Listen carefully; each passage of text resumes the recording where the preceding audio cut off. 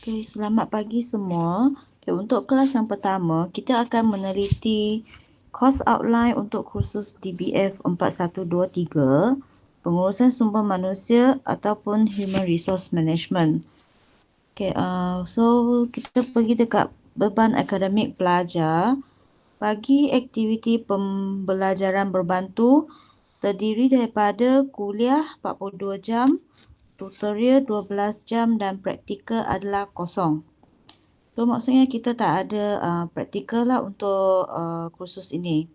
So aktiviti pembelajaran kendiri terdiri daripada persediaan untuk kuliah ataupun tutorial, pembelajaran kendiri atau ulang kaji, persediaan untuk penilaian. Okay, untuk penilaian formal terdiri pada dua, penilaian berterusan PB 2 jam dan peperiksaan akhir PA 2 jam 30 minit.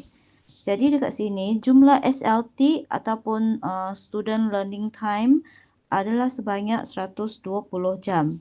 Okay, credit hours untuk kursus ini adalah 3 dan tidak ada prasyarat untuk kursus ini.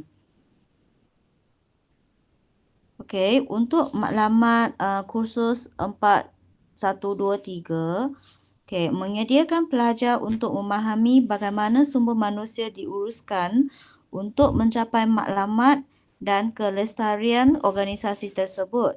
Okay, sinopsis untuk kursus ini adalah memberi pendedahan mengenai fungsi-fungsi pengurusan sumber manusia seperti perekrutan, pemilihan, latihan, penilaian prestasi, ganjaran dan pampasan serta hubungan industri.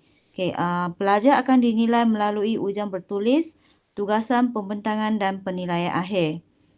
Okay, seterusnya untuk hasil pembelajaran kursus, okay, sini terdapat 3 iaitu CLO1, CLO2 dan CLO3.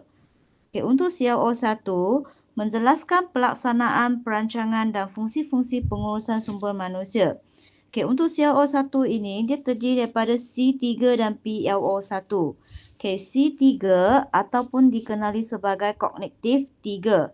Okay, biasa untuk C3, pelajar akan dinilai, contoh soalan yang akan ditanya adalah menyelesaikan masalah ataupun menghubungkaitkan. Okay, so untuk PLO1, di mana ia akan mengaplikasikan pengetahuan prinsip bidang perniagaan dalam pengurusan perniagaan. Okay, contoh prinsip dalam bidang perniagaan, okay, membentuk persekitaran kerja yang positif. Okay, jadi kalau ambil contoh jabatan, okay, HR akan menyediakan persekitaran yang persekitaran kerja yang positif untuk para pekerja yang bekerja di organisasi ini. Okay, untuk CRO2, melaporkan pelaksanaan aktiviti perekrutan dan pemilihan secara berkumpulan. Okay, untuk CRO2 ini, apa yang dinilai adalah A2, efektif 2. Okay, untuk efektif 2, contoh tugasan yang akan diberi, okay, pembentangan ataupun menyediakan laporan ataupun melaksanakan aktiviti-aktiviti yang berkaitan dengan human resource. Okay, untuk PLO5, okay, dia akan menguji kemahiran berkomunikasi, kepimpinan dan berpasukan. Okay, untuk CLO3, mencadangkan dan melaksanakan aktiviti latihan kerja. Okay, untuk CLO3 ini, ia terdiri daripada A3 iaitu efektif 3, di mana akan menguji pelajar dari segi membuat penerangan ataupun menyediakan laporan. Okey, ataupun biasa yang ini dalam PB kita akan dinilai dalam bentuk pembentangan. Okey, untuk PLO6, ia akan menguji pelajar dari segi kemahiran menyelesaikan masalah. Okey, pergi dekat isi kandungan. So, untuk kursus ini, jumlah minggu yang akan kita belajar adalah sebanyak 14 minggu. Okey, untuk minggu 1 hingga minggu 5, kita akan belajar secara online dari topik 1 hingga topik 3. Okey. Untuk topik 4 hingga topik 7, kita akan belajar bermula dari minggu 6 hingga minggu 14 secara face to face. Okey, minggu 15, terdapat satu minggu study leave.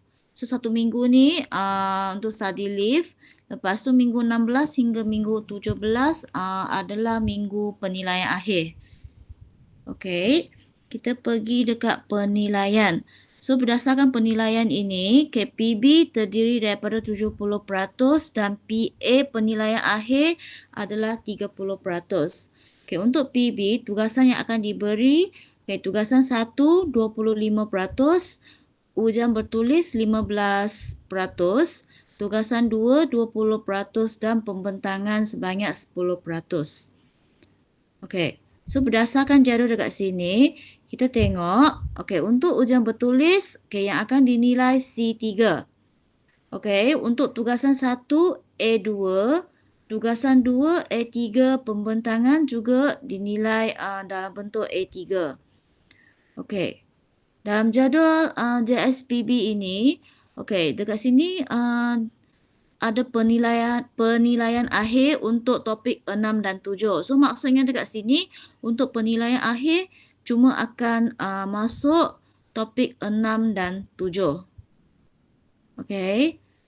So,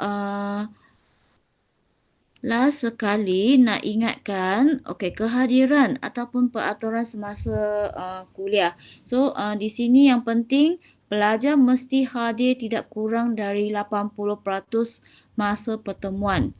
Jadi semua dah tahu bahawa masa untuk peratus untuk kamu masuk kuliah adalah tidak kurang daripada 80%. Kalau kurang dari 80%, maksudnya pelajar tidak dibenarkan untuk mengambil penilaian akhir. Itu saja untuk penerangan CO.